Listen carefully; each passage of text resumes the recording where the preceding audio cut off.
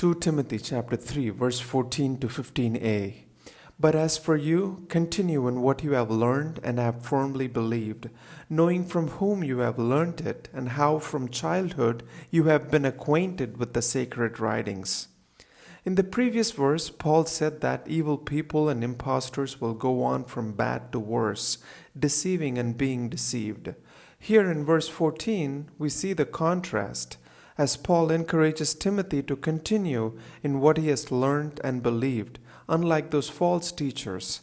And Timothy is to remember from whom he has learned these truths, the people who were instrumental in bringing him to faith and equipping him with the scriptures. We know who they are from chapter 1, verse 5. Paul says, I am reminded of your sincere faith, a faith that dwelt first in your grandmother Lois and your mother Eunice, and now I'm sure dwells in you as well. So Timothy owes his faith and knowledge of scriptures to his beloved mother Lois, his grandmother Eunice, and of course the Apostle Paul himself. Paul is urging Timothy to take pride in this fact.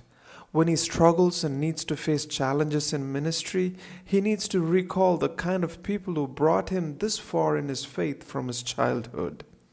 When Paul mentions from whom he learned, he points to their impeccable lives, and then he mentions what they taught him. Paul mentions about the sacred writings that Timothy was associated with from his childhood by these women. When Paul wrote this letter to Timothy, the New Testament did not exist. And so the reference here is not to the Bible as we know it today, but the books of the Hebrew Bible from the Old Testament. So Timothy is to live according to this rich Christian heritage. Have a blessed day.